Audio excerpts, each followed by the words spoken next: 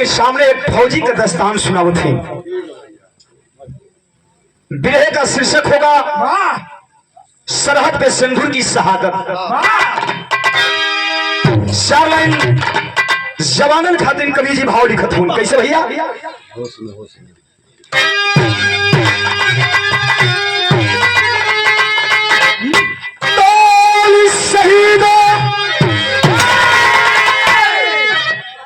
शहीदों की जयकार होती सदा, जिनके लोहों में बहता सदा अंगार था। गरिम माता कटोरे तिरंगा लिए, बस वतन से ही उनको सदा प्यार था। मातृभूमि पे सब कुछ नौछावर किए, वतन है हमारा हमारा रहेगा। धर्म को है जान जब तक लबों पे जय हिंद नारा रहेगा।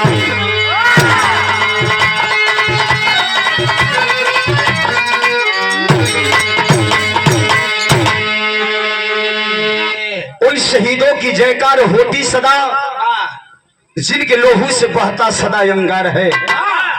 साथियों, अगर आज हम यहाँ सुख चैन से बैठकर बिरहे का आनंद ले रहे हैं, तो हमारे देश के नौजवान इस भारत माँ की सुरक्षा करने के लिए जग रहे हैं और हमें सुरक्षित रहने के लिए अपने जिंदगी को हथेली पे रख करके सरादे हिंद पे पहरा दे रहे हैं। तब आज हम यहाँ से चैन से सो रहे हैं। मास्टर एक कव्वाली लगा था।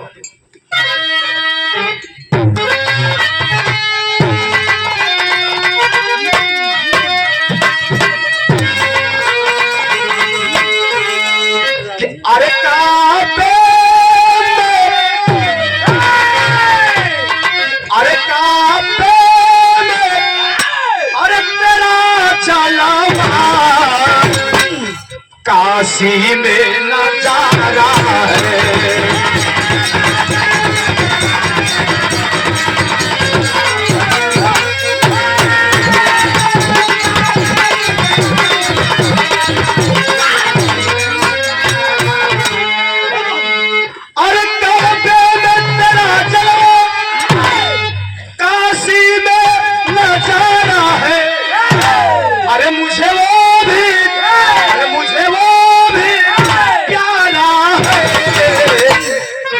तू भी तो प्यारा है।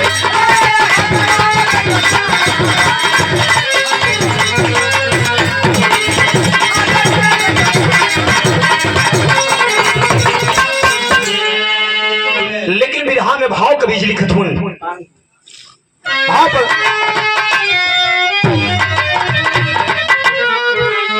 कि अरे संसार,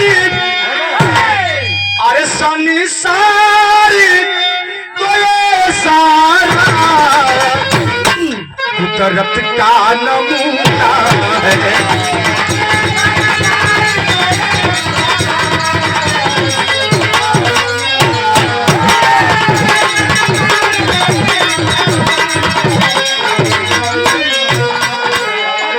अरे संसार तो ये सारा कुदरत का नमूना है।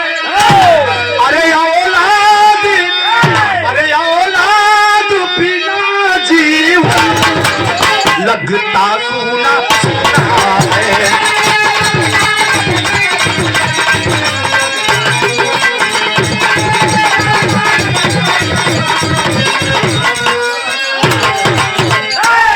गौर करेंगे बाबूजी, संसार तो ये जीवन, संसार तो ये सारा कुदरत का नमूना है। औलाद बिना जीवन लगता सूना सूना है।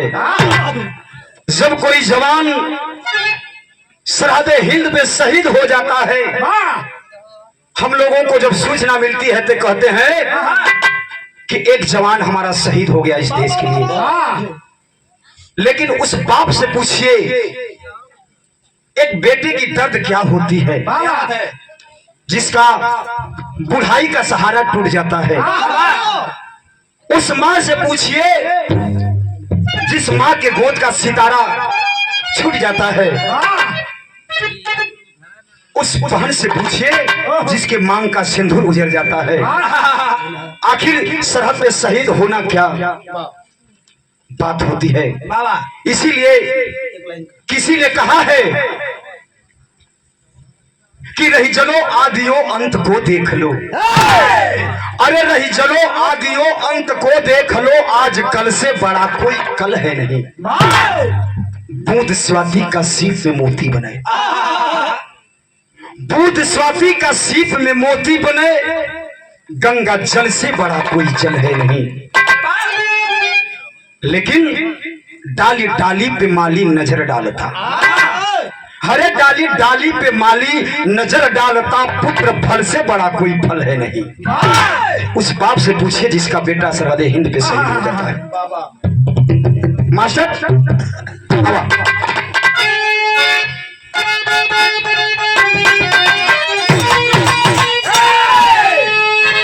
अरे कसम देश में किधर गुराले आएगा,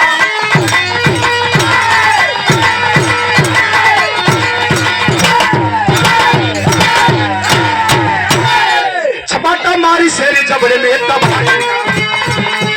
इनका बच्चा जन्म लेकर यहाँ आता है, इनका बच्चा जन्म लेकर यहाँ आता है, वतन पे मरने की सच्ची कसम वो खाता है। जिला बिजनौर के किसान बाबू लाल रहे, जिला बिजनौर अपनी संध्या बीजेपी लोग वही पाल रहे। इंटर पास बीजे फौज का जवान बना, हिमालय हिंद तिरंगे की सच्ची शान बना। कश्मीर में पाया है, कश्मीर में वो पाया है, सदस्य बाबूजी के आया।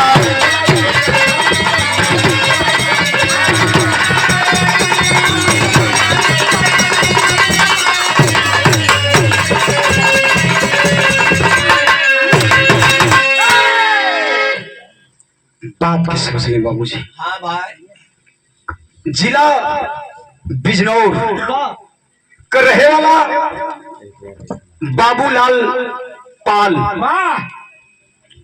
जेकरे धर्म पत्नी का नाम संध्या बताउल गल।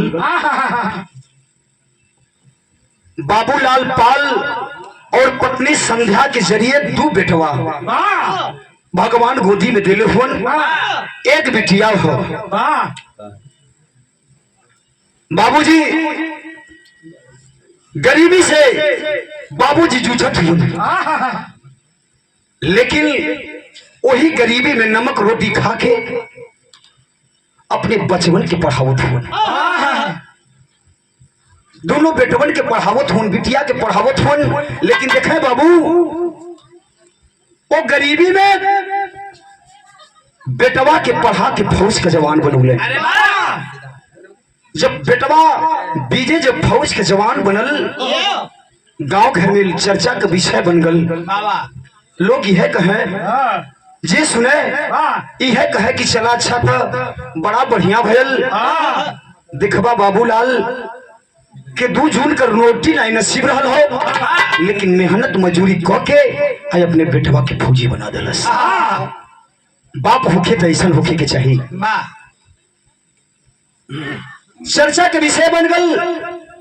समय भी बीतत हो, धीरे धीरे कुछ समय बीतल। इधर दुआरी पर लोग आवे लगना रिश्ता लेके, बाबूलाल के दरवाजे पर आवे लगना लोग रिश्ता लेके कि भैया अरे अब का पूछे के हो, अरे अब तो तुम्हार बेटवा फौजी जवान हो गल, अरे मर्दवा गरीबी का बादल कट गल। अब का अब ला खाली तिलक चौचा।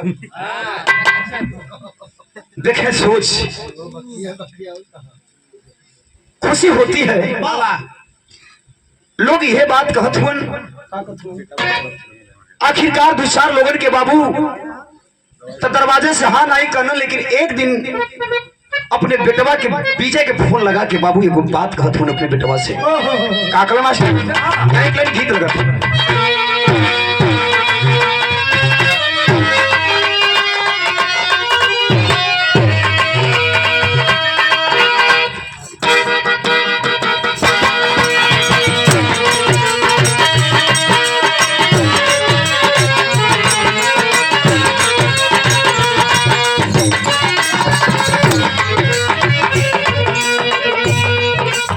जैसन भाव वैसन गीत।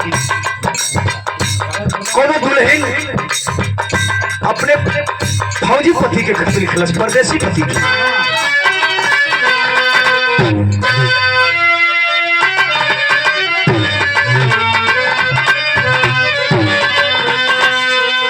अरे पैरन में लिखा ताली, अरे पैरन में लिखा ताली, पाती सिपाही राजा मौला की नार।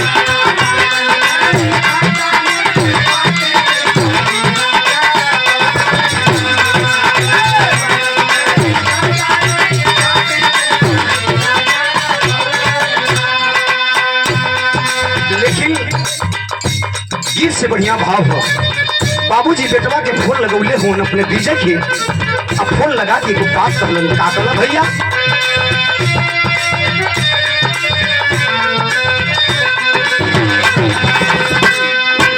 अरे बड़ा निकाला गे बेटा, अरे बड़ा निकाला गे बेटा, वर्दी में भेसवा भेसवा चाहते ना हो।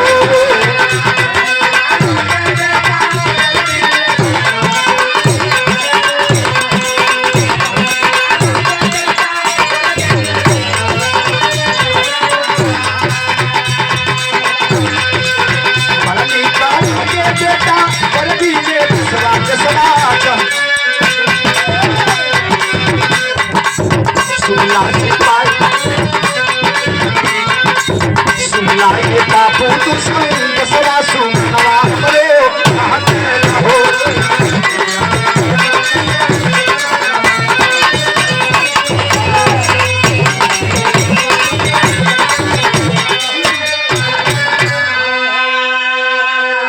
बाबू शिकलन की बेटा, जब तुमके वर्दिया में देखिला अपन गरीबिया पिछवा वाली भुला जाइला। अरे तू बड़ा नीक लगेले। लोग यह बात कहलन कि देखा बाबूलाल अपने बेटवा के पढ़ा के फौजी बनौलन, आज देखा ओकर चेहरा बदल गल, वर्दी चढ़ते जो न कि ओकर चेहरवे बदल गल। जब सुनी ला बतिया बड़ा नीक लगेला। लेकिन बेटा एगो काम करा,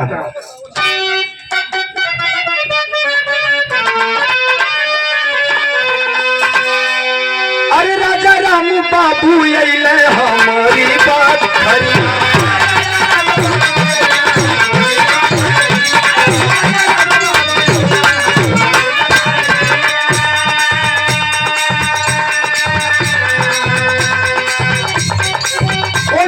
बेटी बेटा फूल जसू मरिया,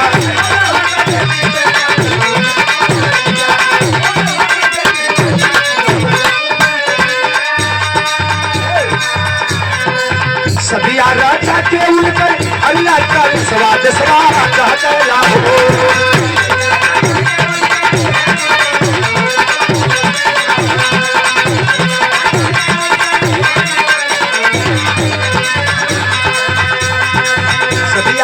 के उनकर अल्लाह का स्वाद स्वाद कहला हो।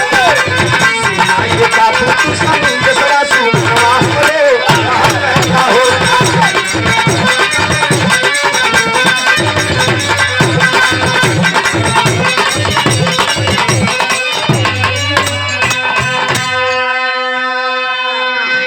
बाबूजी अपने विजय फौजी से बेटवा से कहलन कि बेटा, अरे जहिया से तू फौजी बनल हुआ, दुआरवा पर लोगन का ताता लगल हो।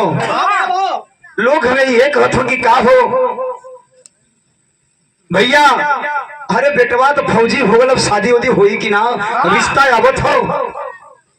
अगर बेटा हाँ कह देता तो हम चाहते कि शादी कर देती। हमरो शौक बा कि अपने बेटवा का शादी कर दी। गौर करिए बाबू, जब इतना बात विजय सुनलन अपने बाबू के मुख से, बाबू से कहलन कि बाबू हमरे खुशी खातिर अपन खुशी नौछावर कर देला। हमें फौजी बनावे खातिर तू का ना कैला, तो तुम्हारे खुशी में हमार खुशी बा। जैसन आपकी इच्छा हो हम तैयार बाटी। देखें हमारे जब विजय हुकारी भर दहलस, बाबू जी कल के ठीक बा बेटा, तो हम संदेश भेज देते ही और हो सके तो 2-4-10 रोज खातिर छुट्टी लेके चल उठता। एक आध 2 महीना बीतल, 2 महीना के बाद बीजे 4 दिन का छुट्टी लेके आयल और वही 4 दिन के छुट्टी लेके जब घरे आयल देखा वही 4 दिन के छुट्टी में देखा था ताकि भयल दिन बारी पड़ल, पूरा माहौल खुशी के दोनों तरफ हो, दिन धरा गल, हर व्यवस्था हो गई। दुल्हन के भी पता चलल कि हमार होके वाला पति फौजी हुवन। मने मने बड़ी सपना सजावत है वो, भगवान से यह मनावत है कि भगवान हम जैसा सोचली वैसे पौली। गौर करिए बाबू, छुट्टी लेके आइलन, छुट्टी के अइले में दिन बारी धरागल, बियाह शादी का समय भी पड़ गयल, डेट पड़ गल, लेकिन छुट्टी जब समाप्त हुई बीजे चले लगलन, पुनः तैयारी कर सरहद पर जाए खातिर। उस समय माई का झरझर झरझर आंस गिरत अपने बेटवा के देख के। भैया हो कल जला कि अमृत का धार के हो कितनो पियाई है भैया एगो माई बिना, कैसे करे जवा जुड़ाई है भैया एगो माई बिना। आखिरकार माई नहीं, जब बेटवा सीमा पर जाए का तैयारी कैलस, माई से बर्दाश्त ना भल, सब्र का बात टूट गल, झरझर झरझर आंस गिरत हो। माई के समझावत हुन विजय को बात कलन का कल भैया गीत बदल गई।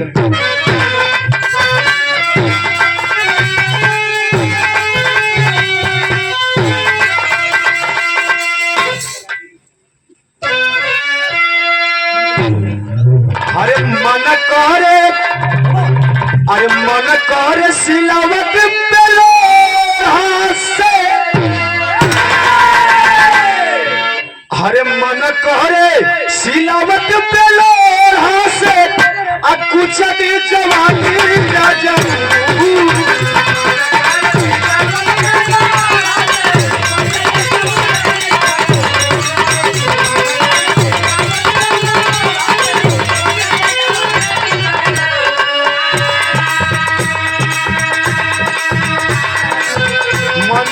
सिलावट पेलो से कुछ भी जवानी न जाऊं, कौना सवाल संग का तला चाली लगा के मचल ताकि जाऊं।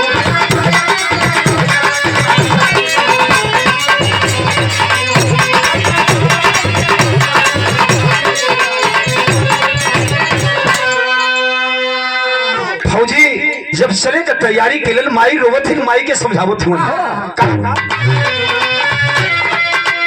अरे देशवा पुकार, अरे देशवा पुकारी कर पिरवल के, अब बेटा तो हर जाई माई।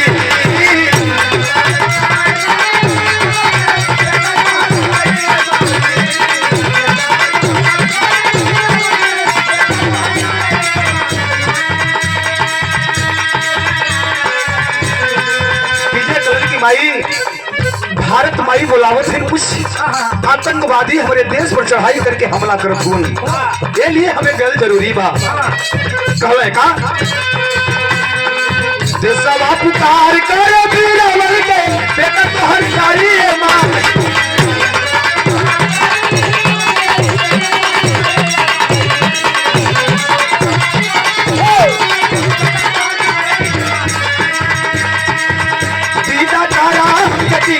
लगाई तू भाई रे भाई,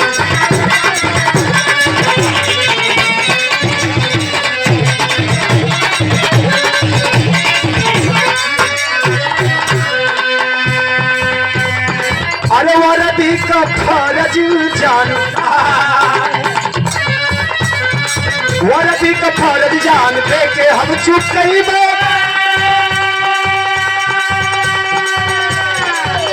आशीर्वाद डंका विजय के।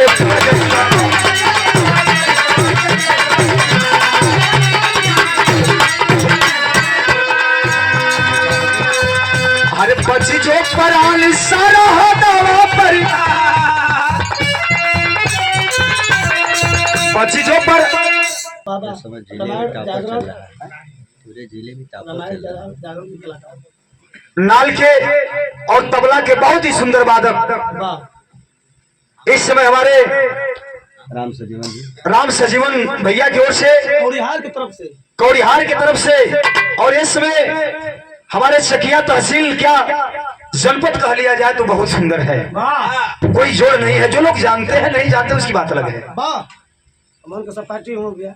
लेकिन बहुत ही सुंदर है आप, और आपकी सुंदर बात की हमें 200 रुपया देकर के हौसला बढ़ाए, और हमारी पूरी पार्टी को आप 50-50 रुपया देकर के हौसला बढ़ाए। बहुत बहुत प्रणाम से भैया के प्रणाम। के हम चुकाई बात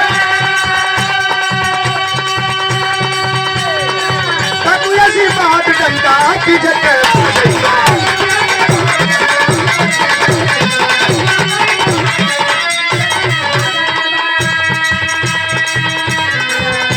अरे पची जो पराली सारा है नवाते, पची जो पराली सारा है नवाते, अभी सहनाई है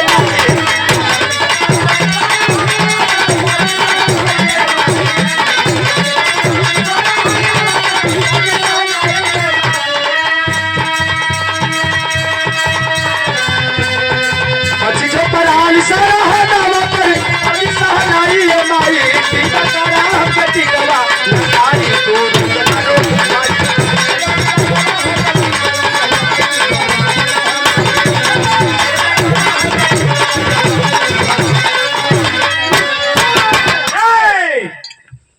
गौर करें बाबू, विजय जाए का तैयारी कर लेलन, माई रोत है।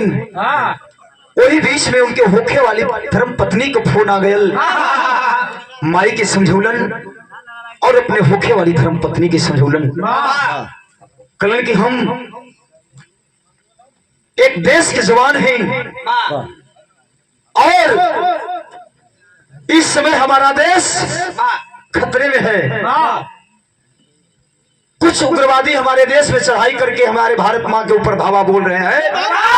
मुझे जाना जरूरी है, अगर नहीं जाएंगे तो मेरा नाम वीर सपूत में नहीं कायर में लिखा जाएगा। जाना जरूरी है। गौर करेंगे बाबूजी।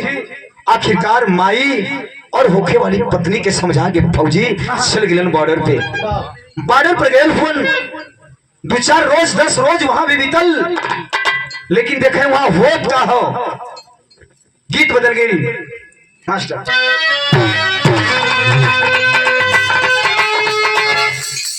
अरे सास मार ताना,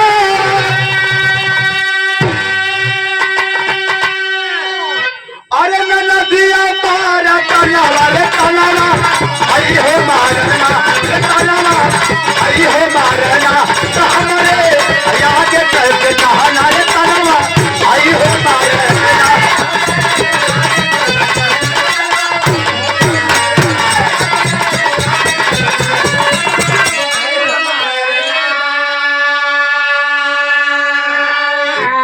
लेकिन कुछ उग्रवादी आखिर करत का हुन कहना हो भाव।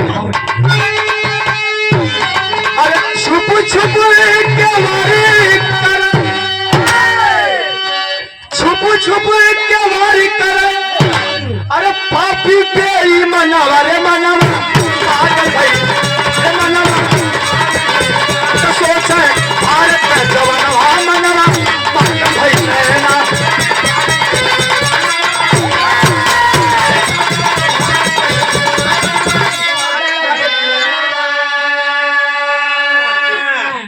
बैठी हमारे भारत में चढ़ करके गोली का बौछार कर रहे हैं। वह विजय फौजी को जब खबर लगी उसमें लिखे के पड़ल कैसे भैया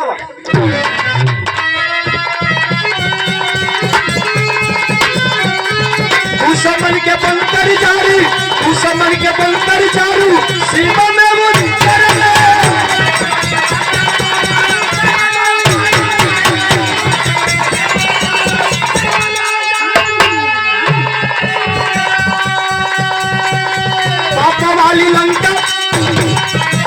पापा वाली लंका हम बन के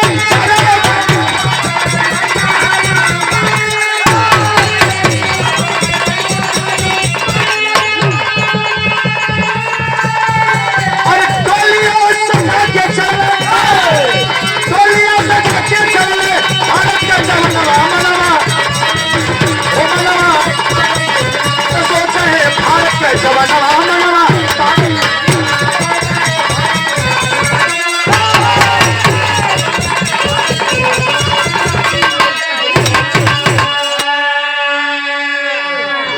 गौर करेंगे बाबूजी। जौने समय विजय की खबर लगल कि कुछ आतंकवादी हमारे देश में चढ़ाई करके घुसपैठ बना रहे हैं, और जवान विजय अपना 10 लोगन का टोली बनौलस, और टोली बना के डट कर सीमा पर, और जब सीमा पर डटल है बाबू, जा करके दोनों तरफ से गोलीबारी हो रही है, गोला बारूद का बौछार होत हो। विजय अपने 10 जवानों का टोली लेकर के वो दुश्मन का 4 बंकर उड़ावलन, 4 बंकर उड़ावलन, लेकिन एक गोली जो है दुश्मन का आके, गौर करेंगे बाबूजी, विजय फौजी के गोले में सीने में लग जाती है। जब सीने में लगल, फौजी विजय के जब सीने में गोली लगल दुश्मन को, हो भैया जवन विजय 4 लोगन के लेके 10 लोगन के लेके दुश्मन का 4 बनकर उड़ौलन, लेकिन धोखा में जो है हमारे देश के फौजी समझे कि अब आतंकवादी डर गए, भग गए, लेकिन देशद्रोही छुप छुप कर वार करते थे। छुप कर वार किए, एक गोली जा करके हमारे विजय फौजी की सीने में लग गई। देखें, जब विजय के सीने में गोली लगल हो, विजय धरती पर सदा सदा के लिए भारत माँ के आंचल में उसका दम टूट रहा है, तो कवि को लिखना पड़ा। तमन्ना, अरे तमन्ना मन के मन में रह गई, अरे तमन्ना अमल के मन में रह गई, तब पीर के खून से भीगल यौरी एगो नायर हो, नायर हो,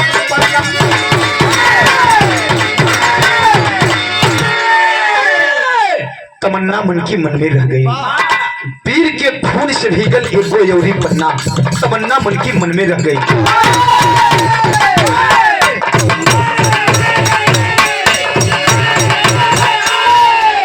सही है। आखिरकार जितना भी सपना सजावल रहल, और बाबूजी सपना सजौले रहन अपने विजय, क्षण भर में जो है कि सारा सपना बिखर गल। गौर करें बाबू, दुश्मन के जब गोली आके सीना में लगल हो, जवान उस भारत माँ के आंचल में सदा सदा के लिए सो गया। पूरा देश पाछे से लेला सारा साहिब हेल्पफुल कमांडो साहब जो विजय कर हलन, मोबाइल उठौलन, फोन लगाओ थुन विजय के घरे, विजय के घरे संदेश देवे बदे फोन लगौलन। देखें, धीरे धीरे समय शादी का भी नहीं रात हो, घरे फोन आयल, विजय के कमांडो साहब लगा के फोन कलन, हेलो बाबूजी फोन फूलन, बाबूलाल पाल फोन फूलन, हेलो कहलन, के बोलत हुआ साहब? कलन की भैया हम विजय फौजी का कमांडो साहब बोलत है, आप के बोलत हुआ? का विजय फौजी के आप बाबू बोलत हुआ? कलन की हाँ भैया हम तो विजय फौजी का बाबू है बोलत थी, लेकिन आप के बोलत हुआ? कहे हम उनकर कमांडो साहब बोलत थी। गौर करें बाबूजी, जौना समय इतना बतिया बाबू सुनलन हो भैया, कलन की साहब हमार विजय कहाँ हो, हमार बचवा कहाँ हुवन की आप फोन कैला हो? अरे 4 दिन से बात ना होते, करे देवे धक दे कह दलस बाबूलाल का। कलन की बेटवा से 4 दिन हो गल बतियौले, कल ये होकर शादी का दिन हो, और कलस गयल तो हमसे कह के गल की पापा सब कुछ इधर तैयारी रख ले रही है, हम शादी से 8 दिन 10 दिन 4 दिन पहले आ जाई, लेकिन 4 दिन पहले का बात भइल हो, आवे के रहल अइबो ना कयल, आखिरकार हमार बचवा हो कहाँ? गौर करेंगे बाबूजी, उस समय कमांडो साहब कलन की काल उनकर शादी है ना, आज तो हर विजय खड़े जइहन तैयारी करत हुन। देखे बाबू, बाबू का छाती धड़कत हो, हमार बेटवा ना बात कैलस, हमसे नाराज है का, यह कुल तमाम बात सोचत हुन। लेकिन बाबू बार बार पूछत हुन कि भैया हमरे बचवा से बात करा देता साहब, एक बार हमरे बचवा से बात कराता, आखिरकार उनसे बोलत कहे ना हो। कलन की घरे जात हुन, लेकिन अफसोस हो बाबू कि उनसे सब बोली लेकिन वो कोई से ना बोली। अरे जब इतना बतिया बाबू सुनलन, पैर से जमीन खिसक गई, तो कवि के लिखे के पड़ल।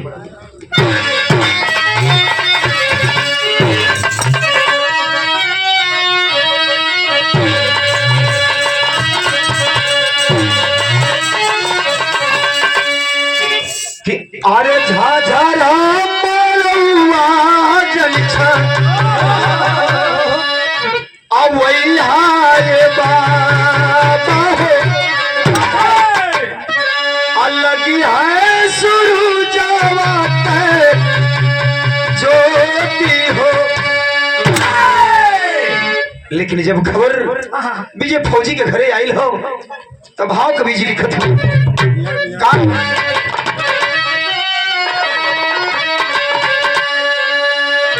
हर सुख के लारिया बली लगारिया हो,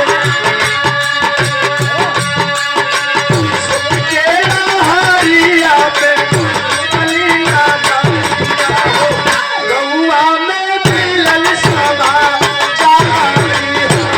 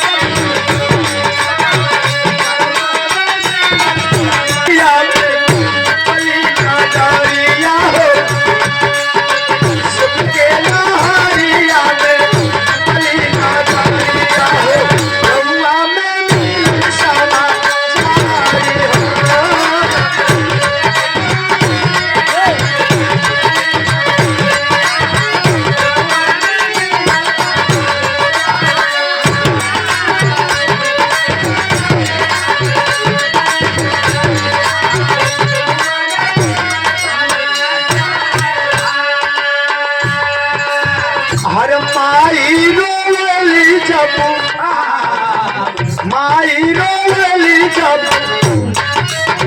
माई रोवली बेटा तोरला कमरिया हो, माई रोवली बेटा तोरला कमरिया हो, बिगड़ल बुढ़ैया माई हो।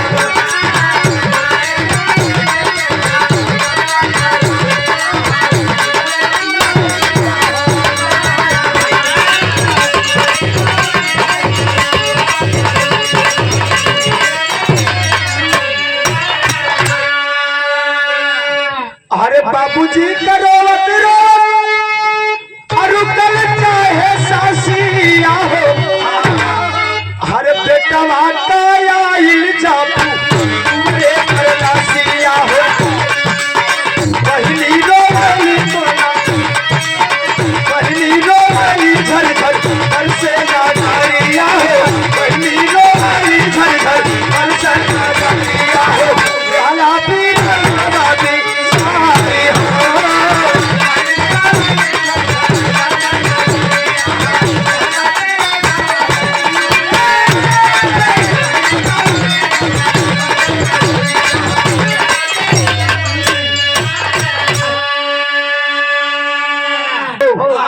विजय फौजी के शहीद भइले तो खबर जब आइल, दुआरवा पर लोगन का लाइन लग गई हो। भैया जे सुने, जहां से सुने लोग दौड़ दौड़ दुआरवा पर आवन, वाह भगवान ई का कैला। अरे वही तो 4 महीना पहलवा एक ड्यूटी लगल हो, और कल है जो है कि ओकर बारात जाए वाली रह। वाह रे भगवान।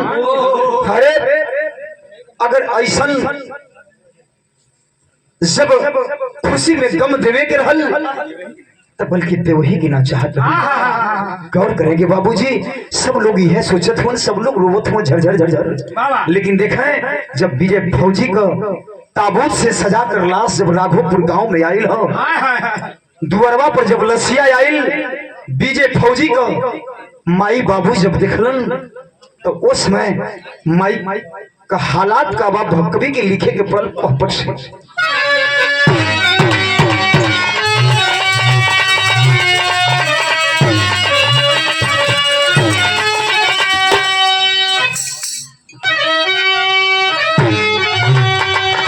अरे देख माई अब बेटा का सूरतिया छटिया फाटले।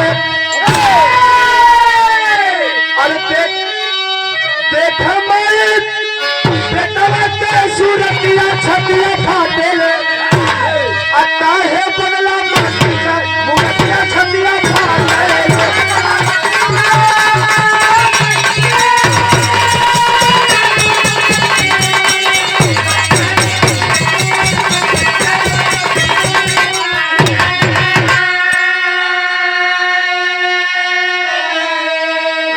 माई रोवत हिन, बाबू रोवत हुन, पूरा परिवार रोवत है, गांव रोवत हो, सब एक लंगे रोकता हो। लेकिन माई बेटवा को बार बार सूरतिया देखत है और ये कहते हैं कि अरे बेटा कुछ तो बोल। अरे गैला तो माई के धीरज बढ़ा के गैला कि माई हम जाते हैं सदिया से 4 दिन पहले आ जाओ। आए हैं गौर करेंगे बाबूजी, कहना हो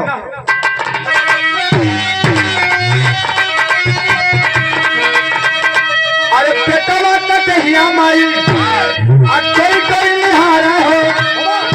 आज तने गोलियां लागल देख के वो तने से आकार है। झंखे बाबू निकल गई पुरहवती झटिया फाटल। काहे बनला माटी का मूर्तिया छटिया फाटल। माई छतिया झरझर झरझर रोवत है फटत हो। बाबू रोवत हो कि आज हमार बुढ़ाई का लाठी टूट गल। गौर करें बाबू पूरा गांव रोवत हो। लेकिन देखे जितना लोग जुटल रहल कलन के रे भैया इत जौन होके के रहल भइबे करे। इत विधि का विधान हो, जे भी आयल हो सबके एक दिन न एक दिन जही के हो। लेकिन का करबा तोहार बेटवा मरल नइखे, यह लोग धीरज बधावत हुन। मरल नइखे, आजो जिंदा हो। जौने समय अगर नौजवानन के इतिहास लिखल जाई, उनके बारे में लिखल जाई तो लोग यह लिखियन कि स्वर्गीय बाबूलाल का बेटवा स्वर्गीय विजय फौजी इस देश के लिए शहीद हो गया। इतिहास के अक्षरों में विजय फौजी का नाम होगा। यह लोग सपना सजावत हुन, यह धीरज बढ़ावत हुन। लेकिन काहे बदे बाबू माने, काहे बदे माई माने। लेकिन ए भैया एक ठे पुरनिया जौन हुन कलन की भैया काल है बारात लेके जाए के रह ओह दुल्ही चौके बैठ के काल जो ही का वो जगह कोनो सनेस गयल। देखे बाबू आखिरकार वहां भी जब सनेस का नाव जब लेहलन एक आदमी फोन लगोलन वहां सनेस देथवन। लेकिन वहर का हाल का हो तरीका इधर देखा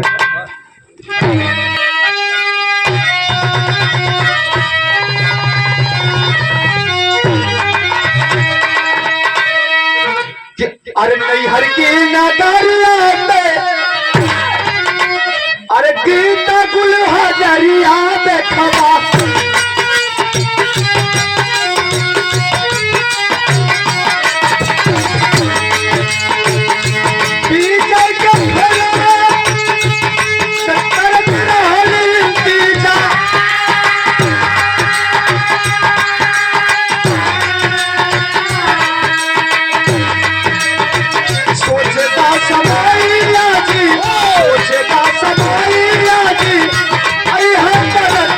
भैया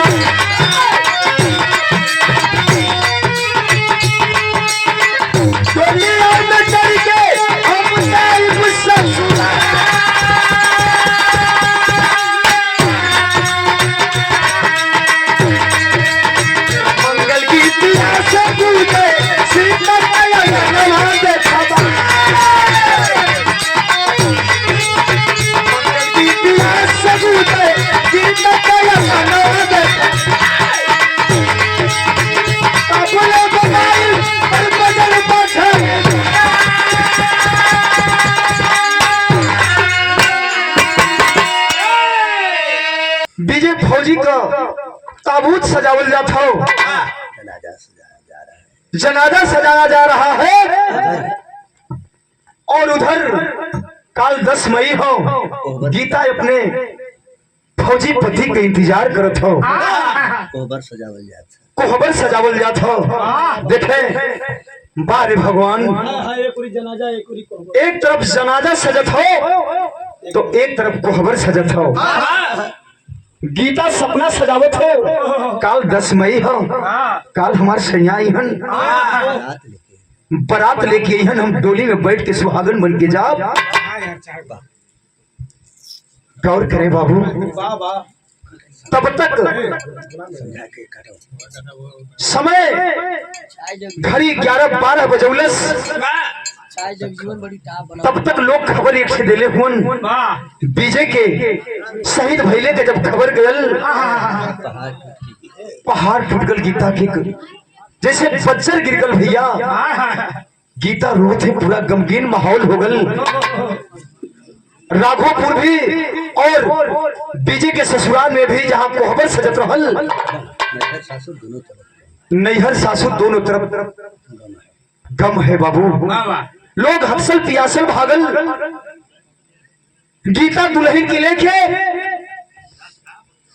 जवन दुल्हन सोचत रही कि कल 10 मई हो, हमार सैया जी हम डोली लेके, हम डोली में दुल्हन बन के जाब, सुहागिन बन के जाब।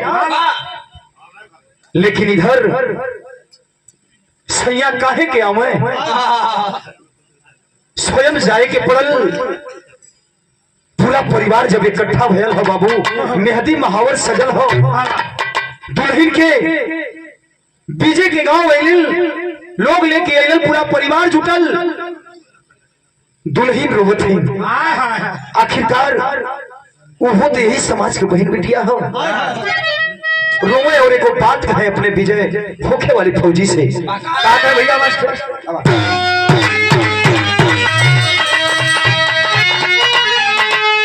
के जल अकैला बतिया कई बिसरी, तो हमारी मांगी में सनुरा हो अब के भरी।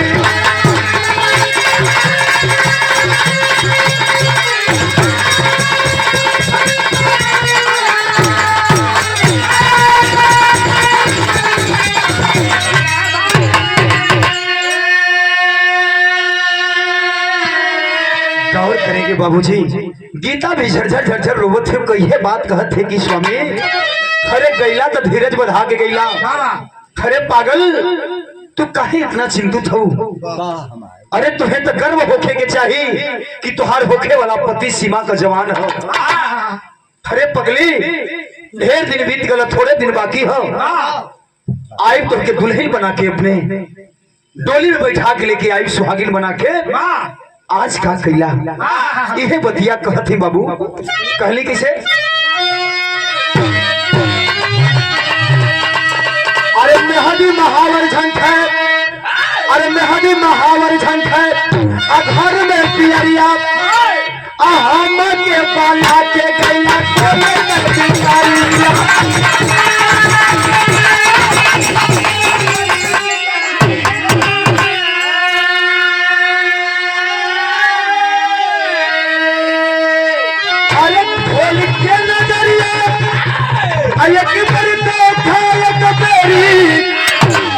तो हमारे मांगी में सलूरवा अब के भरी। करल सैया, अरे बड़ा बड़ा सपना सजौला, कुल सपन में तोड़ देला। देखे बाबू, अरे जोनेश में इतना बात गीता कहलस, डबल गम हो गयल। एक तरफ फौजी विजय के शहीद भइले का दुख, और दूसरी तरफ वो गीता कि जब लोग देखल, यह लोग कहन की आखिर के सुहागन कहल जाएगी या भागन कहल जाएगी। वाह रे भगवान, वाह गजब बाप का लीला होला। लोग सक्रिया गिलन की आखिरकार कहाई का। गीता झरझर झरझर रोत हो, एगो बात और कहत हो, से बहेला करे जवा का पीर हो, कलश की सैया, अरे एक बार तो कम से कम बोल देता कुछ। एक गीतवा के जब सपना सजा के गईला, कम से कम एक बार तो बोलता कि आखिरकार ये गीतवा कहाई का। अरे अखिया से बहेला अकर जवा कपी रहा, अभी धावा कहाई की कुंवार का देर है।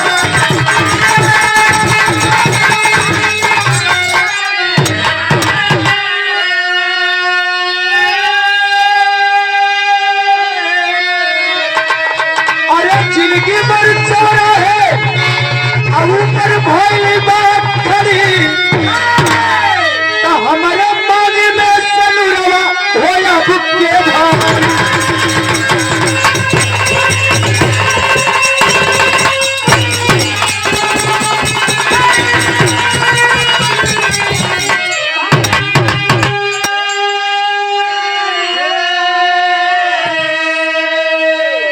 यह बतिया तक कहे कि भैया आखिरकार अब के हमरे मांगी में सिंदूर भरी,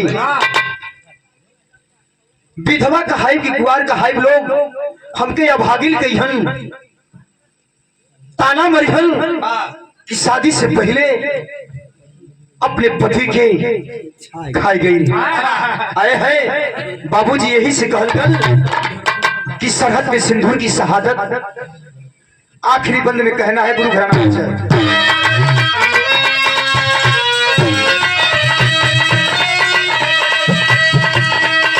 कि गुरु बिहारी, गुरु गणेश, गुरु रामलाल गुरुकारी, पिपल चंद्रिका कवि के सोपत चंद्री बने पुजारी।